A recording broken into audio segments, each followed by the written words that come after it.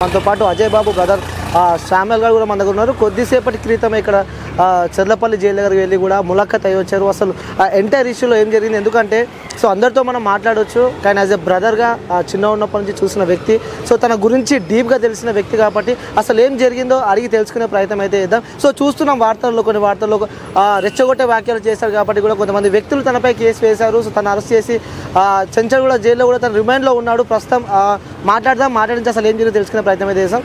So brother చెప్పండి, entire issue చూస్తూ ఉన్నాం. సో అసలు ఏం జరిగిందంటారు అంటే రెచ్చగొట్టే వ్యాఖ్యలు చేశాడు కాబట్టి తనపై కేసులు నమోదనే తను ఇప్పుడు చెంచల్గూడ జైల్లో రిమాండ్లో ఉన్నారు. సో ఏం చెప్పాలనుకుంటున్నారు మీరు?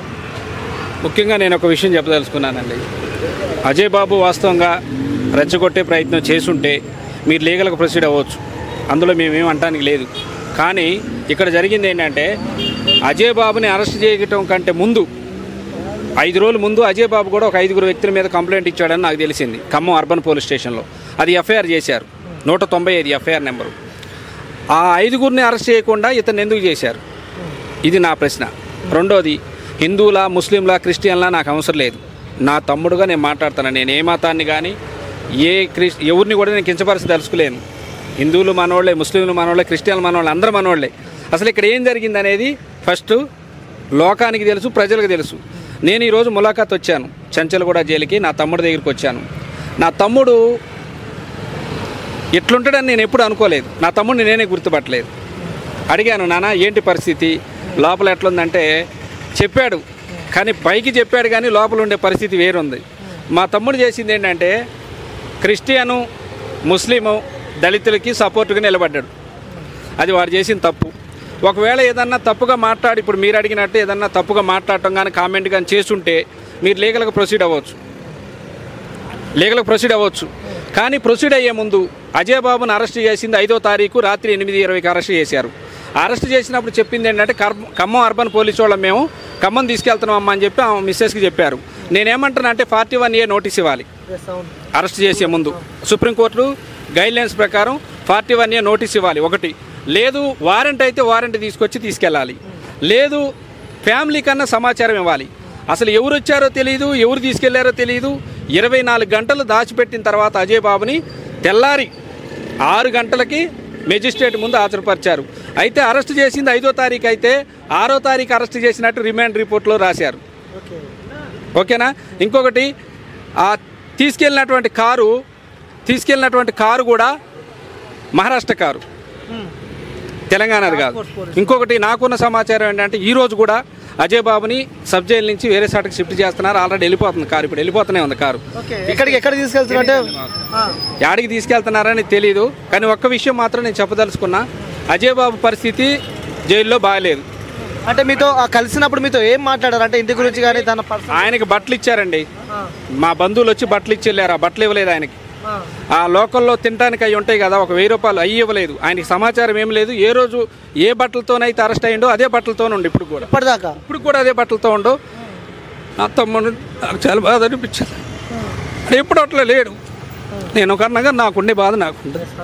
మీరు లీగల్గా ఏదైనా చేయాలనుకుంటే చేయండి, కానీ నా తమ్ముడిని ఒక పిచ్చోడిని చూసినట్టుంది నాకు.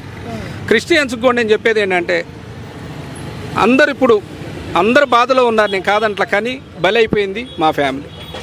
తమ్ముడిని కాపాడుకోవాలని ఆశతో నేను చెప్తున్నా, దయచేసి మీరు కూడా వాళ్ళు రెచ్చగొట్టారు వీళ్ళు రెచ్చగొట్టారని రెచ్చిపోయి గొడవలకు వెళ్ళి క్రిస్టియన్ల మీద హిందువులు గొడవలు పెట్టుకొని ఫ్యామిలీలు బలి చేసుకోవద్దు. లీగల్గా మీకు ఏది కావాలనుకుంటే అది లీగల్గా ప్రొసీడ్ అవ్వండి. నా వంతుగా నేను నా తమ్ముడిని ఏ రకంగా సేవ్ చేసుకోవాలనే ప్రయత్నమే చేస్తున్నాను. నాతో పాటు పాపం చాలామంది పాస్టర్స్, హిందూ సోదరులు సాయం చేస్తున్నారు, పాస్టర్స్ సాయం చేస్తున్నారు, ముస్లింలు సాయం చేస్తున్నారు.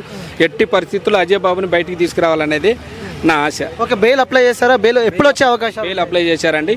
ఒక 2 రోజులు, రేపు కానీ వాళ్ళు కానీ బెయిల్ వచ్చే అవకాశం ఉంది.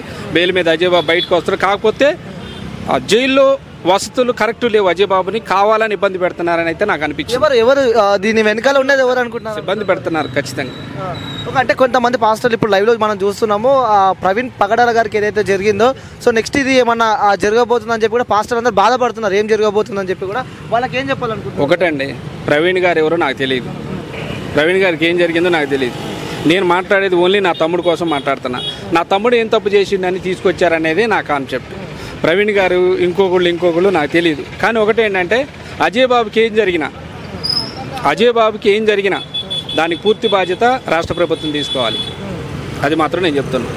సో అంటే అప్పటి నుంచి ఎలా ఉండేవాడు అన్న, చిన్న ఉన్నప్పటి నుంచి మీరు ఎందుకంటే దగ్గర నుంచి చూసిన వ్యక్తులు కాబట్టి, సో ఎలా ఉండేవాడు? ఎందుకంటే కొన్ని వీడియోస్ మనం చూసాము, లైక్ అంటే నాకు కార్లో నేను రాడ్లు పెట్టుకొని తిరుగుతా, అవి పెట్టుకొని తిరుగుతా అని చెప్పి కూడా, సో నన్ను చంపాలంటే ముందు వాళ్ళకి దమ్ము ఉండాలి అని చెప్పి కూడా కొన్ని వాక్యాలు మనం చూసాం. లేదు, అజయ్ బాబు చాలా సెన్సిటివ్ మనస్తత్వం. మేము 4 అన్నదమ్ములు, పెద్ద ఆయన, నేను 2 ఆయన్ని, నా తర్వాత అజయ్ బాబు. చదువు అంటే బాగా పిచ్చి అజయ్ బాబుకి. ఎక్కడన్నా అన్యాయం జరిగిందంటే చూసుకుంటూ ఉండలేడు, మాట్లాడతాడు. కాకపోతే ఏంటంటే వాడి మాటే గాంభీర్యంగా ఉంటుంది, ఎవరు కొట్టేసేవాళ్ళలాగా గొడవకి వెళ్ళేవాళ్ళలాగా ఉంటుంది, అంతే తప్ప వాడు చాలా మంచి వ్యక్తి, చాలా జాలి కలిగిన వ్యక్తి, చాలా భయస్తుడు కూడా అజయ్ బాబు. ఇప్పటి వరకు స్టేషన్ మెట్లు నా తమ్ముడు ఎక్కల. కాకపోతే ఒక మంచి కార్యక్రమం మీద క్రిస్టియన్లు, ముస్లింలు, దళితుల కోసం ఒక యజ్ఞాన్ని ఎన్నుకున్నాడు ఆయన. ఆ యజ్ఞం మీద ముందుకు పోయే క్రమంలో ఈ కేసులు జరిగినాయి.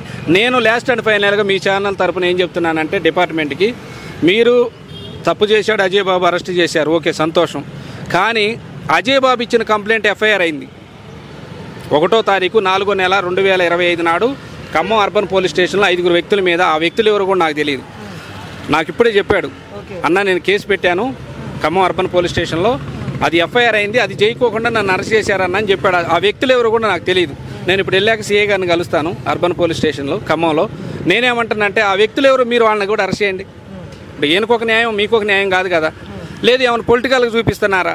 పొలిటికల్ కంటే మేము కూడా పొలిటికల్గా చూపించుకోవాల్సి ఉంటుంది. ఎందుకంటే నేను కూడా ఒక పార్టీలో స్టేట్ ప్రెసిడెంట్గా ఉన్నా.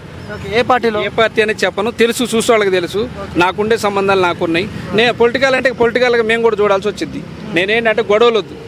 అజయ్ బాబుకి జరిగింది అన్యాయం, అది మీకు తెలుసు, నాకు తెలుసు, ఇంకో అందరికీ తెలుసు. ఒకవేళ నా తమ్ముడు తప్పు చేసిండు, ఖచ్చితంగా లీగల్గా ప్రొసీడ్ అవ్వండి, చట్టపరమైన చర్యలు తీసుకోండి. కోర్టులోనే, న్యాయస్థానాల్లోనే తమ్ముడిని కాపాడుకుంటాం మేము. ఇదైతే చెప్పగలను. నమస్తే, థ్యాంక్ యూ. ఓకే.